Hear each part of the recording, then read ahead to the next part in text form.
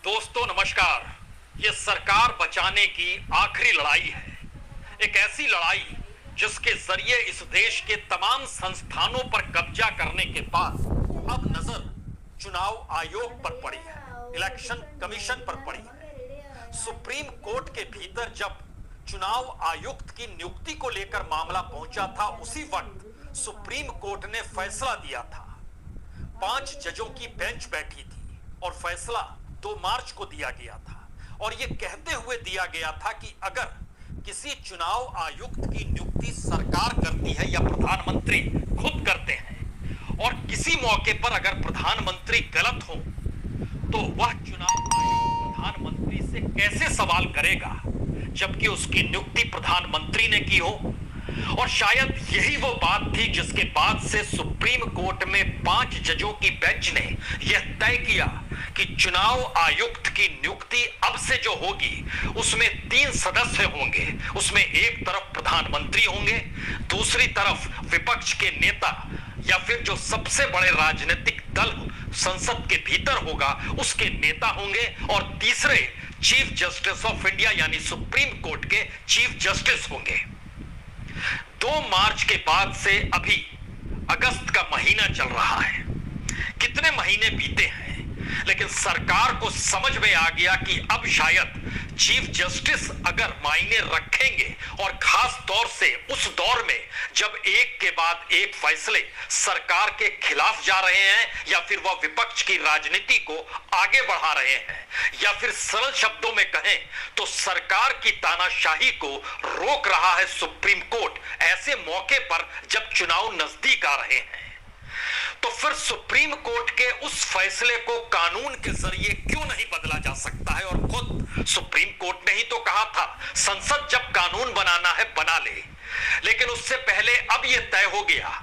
कि अब किसी भी चुनाव आयुक्त की नियुक्ति में चीफ जस्टिस की मौजूदगी होगी, विपक्ष के नेता की मौजूदगी होगी और प्रधानमंत्री की मौजूदगी होगी।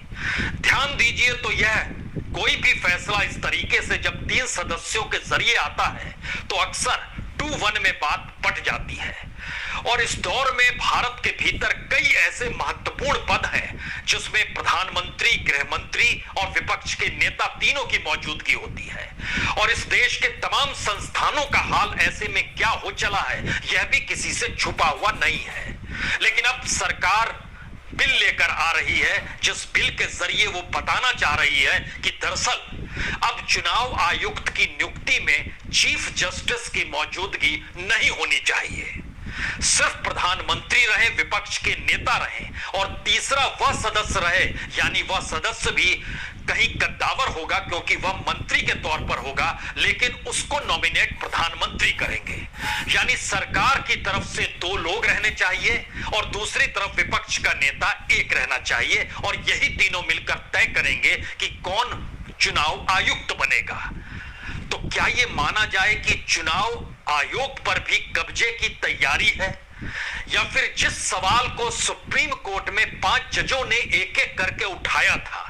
वो सारे सवाल मौजूदा वक्त में बड़े हो गए हैं। आज इसके परीक्षण की इसलिए जरूरत है क्योंकि सरकार अपने तौर पर तैयारी कर चुकी है कि वह बिल लेकर आएगी। और चूंकि सुप्रीम कोर्ट यह मानकर चलता है कि जब वह संवैधानिक तौर पर, वह भी 5 जजों की बेंच बैठी थी, और जब वह संवैधानिक तौर पर फैसला देता है तो एक लाइन का जिक्र अक्सर किया जाता है।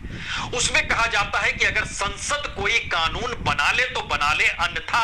यह एक पूरी प्रक्रिया है, इसमें पारदर्शिता है, इसमें एक स्वतंत्रता है और इसमें चुनाव के मद्देनजर बड़े महत्वपूर्ण दृष्टि होती है चुनाव आयोग की। अगर वह कमजोर हो गया, वह निष्पक्ष नहीं रहा, वह खुद में अपने आप में स्वतंत्र नहीं रहा तो फिर सत्ता की मनमानी चलेगी। इन तमाम बातों का जिक्र कैसे सिलसिलेवार तरीके से जब 2 मार्च को फैसला आया था और वो फैसला भी किस संदर्भ में था और उस वक्त किस चुनाव आयुक्त की नियुक्ति को लेकर मामला सुप्रीम कोर्ट में पहुंचा था और उस चुनाव आयुक्त की नियुक्ति 24 घंटे के भीतर कैसे हुई थी, हमें लगता है आज उस फाइल को एक वक्त के लिए पढ़ लीजिए। पढ़िए मत तो सुन लीजिए, जरा समझने की प्रक्रिया को शुरुआत करते हैं, कम से कम इस बात को लेकर कि अब जिस बिल को लाने की तैयारी सरकार कर चुकी है उसमें सुप्रीम कोर्ट के फैसले को पलटने को तैयार मोदी सरकार है।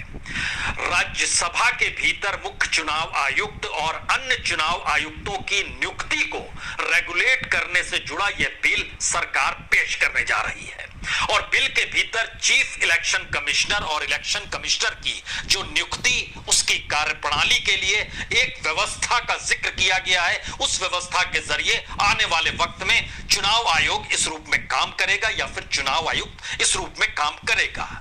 दरअसल मार्च 2023 में जब सुप्रीम कोर्ट का फैसला आया था तब उसमें बहुत सिलसिलेवार तरीके से 3 बातों का जिक्र कर दिया गया था। पहला जिक्र यह था कि हर हाल में 3 लोगों की नियुक्ति में चीफ जस्टिस की मौजूदगी रहेगी और यह यहां पर महत्वपूर्ण इसलिए बताना है क्योंकि जो 5 जजेस बैठे थे उसमें चीफ जस्टिस खुद नहीं बैठे थे, वो 5 जजों की बेंच अलग 5 जस्टिस थे उसमें मौजूद। हम वह भी आपको बतलाते हैं, लेकिन उससे पहले यह साफ कहा गया था कि जो आदेश सरकार को कटघरे में खड़ा करे, जो सरकार की आजादी पर बंदिश लगाए, जो कॉन्स्टिट्यूशन के चेक एंड बैलेंस को खत्म करने की दिशा में जाए, ऐसी परिस्थिति सरकार क्या अब आजमाने जा रही है? या ये सवाल सुप्रीम कोर्ट के भीतर तब भी था जब बहस हो रही थी और अटॉर्नी जनरल सरकार की तरफ से सवाल खड़ा कर रहे थे। ये सारे सवाल इसलिए है क्योंकि अगर इस देश के भीतर के हर इंस्टीट्यूशन के हेड को देखिए, चाहे आप सीएजी को देख लीजिए, चाहे आप सीवीसी को देख लीजिए, हर इंस्टीट्यूशन के हेड की नियुक्ति सरकार करती है और सरकार जिस नौकरशाह को बनाती है, उस पद पर लेकर आती है, वह सरकार के विचारधारा या सरकार की सोच के अनुकूल ही होगा। इससे इनकार कौन करेगा? लेकिन सवाल था कि चुनाव आयोग यानी इलेक्शन कमीशन और इस देश के भीतर के चुनाव में अगर निष्पक्षता ना रहे या जनता के भीतर यह महसूस होने लगे कि चुनाव आयोग ही सरकार से डरा और दबा हुआ है या उसकी नियुक्ति ही सरकार के जरिए हो रही है, तो वो कैसे सवाल खड़ा करेगा? शायद इसीलिए अब इन पन्नों को खोलने की इसलिए जरूरत है क्योंकि इससे पहले कोई कानून नहीं था चुनाव आयुक्त की नियुक्ति को लेकर, लेकिन ऐसी स्थिति भी नहीं आई थी कि पार्लियामेंट इससे पहले सबसे ताकतवर नहीं थी, वो ताकतवर थी, लेकिन सुप्रीम कोर्ट के सुझाव, सुप्रीम कोर्ट के फैसले, उसके नियम कायदे बड़े मायने रखते थे और उसी के हिसाब से सरकार चला भी करती थी। लेकिन एक झटके में 2 मार्च को जब सुप्रीम कोर्ट ने बहुत साफ तौर पर कहा कि दरअसल प्रधानमंत्री लोकसभा के भीतर जो नेता प्रतिपक्ष और चीफ जस्टिस की मौजूदगी के साथ अब नियुक्ति होगी, तो इस देश के भीतर माना गया कि यह शायद सबसे बड़ा फैसला इसलिए है क्योंकि इस दौर में चुनाव को लेकर ही बहुत सारे सवाल राजनीतिक दलों ने उठाए थे। उसके दायरे में ईवीएम भी आया था और उस सुप्रीम कोर्ट के भीतर विपक्षी राजनीतिक दलों ने दरवाजा भी खटखटाया था। सुप्रीम कोर्ट ने उनकी बात भी सुनी थी और उस बात को लेकर इलेक्शन कमीशन में भी मामला गया था, इलेक्शन कमीशन ने भी उस बात को सुना था। लेकिन सवाल है कि जब इस तरीके के सवाल उठने लगे कि चुनावों की पूरी प्रक्रिया को भी सत्ता अपने अनुकूल कर लेती है, तब ऐसे सवालों पर गौर करने के लिए संविधान द्वारा जो स्वायत्त और संवैधानिक संस्थान होते हैं उनके निर्णय बड़े मायने रखते हैं। और इसीलिए चुनाव आयुक्तों की नियुक्ति को मद्देनजर सुप्रीम कोर्ट ने नई व्यवस्था की थी और सुप्रीम कोर्ट ने कहा था यह प्रोसेस तब तक लागू रहेगा जब तक संसद चुनाव आयुक्तों की नियुक्ति को लेकर कोई कानून नहीं बना लेती है। सरकार ने इसी लाइन को पकड़ लिया और कहा कि संसद कोई कानून जब तक ना बनाए तब तक ना चीफ जस्टिस की मौजूदगी होगी चुनाव आयुक्तों की नियुक्ति को लेकर, तो क्यों नहीं हम एक बिल लेकर आए। और सरकार ने आनंद फानन में तय किया कि इसी मानसून सत्र में बिल ले आया जाए और तय तो यह भी था कि आज ही इस बिल को राज्यसभा में रख दिया जाए।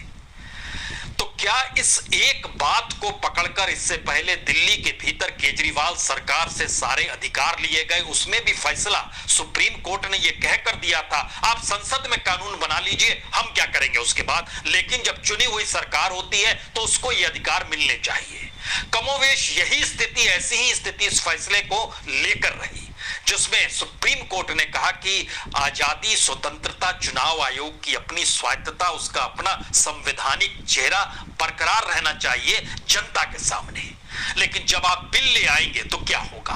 बिल का मतलब यह है कि दरअसल प्रधानमंत्री और उनके द्वारा नॉमिनेट एक व्यक्ति जो मंत्री पद का होगा, यह दोनों तय कर लेंगे, उससे हटकर कुछ हो नहीं सकता है। तो प्रतिपक्ष का नेता कुछ भी बोलता रहे, कोई मायने नहीं रखेगा। लेकिन इस पूरी बिल के भीतर की एक प्रक्रिया बड़ी महत्वपूर्ण है, जिसमें आप उंगली चीफ जस्टिस की मौजूदगी को लेकर ही उठा रहे हैं। यानी चीफ जस्टिस इस देश के भीतर न्याय नहीं करते हैं सरकार को लेकर, या संविधान की वो व्याख्या नहीं करते हैं। क्या ऐसे विचार सरकार के मन में अब आ चुके हैं, या सरकार को लगने लगा है कि दरअसल उसकी अपनी आजादी पर कहीं ना कहीं हस्तक्षेप हो रहा है? क्योंकि ध्यान दीजिए, कल जब बहस हो रही थी पार्लियामेंट के भीतर, तो गृह मंत्री ने बहुत साफ तौर पर कहा, हमें 120 करोड़ लोगों ने चुना है, आपको हमारी बात सुननी होगी। लेकिन उसी दौर के पहले की प्रक्रिया में चले जाइए, जब दिल्ली की तरफ से आम आदमी पार्टी के नेता जब बिल को लेकर लाया गया, जो सर्विसेज बिल था, उस पे जब आम आदमी पार्टी के लोगों ने कहा कि हमें दिल्ली के 2 करोड़ लोगों ने चुना है, तो सरकार नहीं मानी। तो परिभाषाएं जब कोई सरकार अपने हिसाब से गढ़ने लगती है, तो वो तानाशाही की दिशा में बढ़ते हुए कदम होते हैं।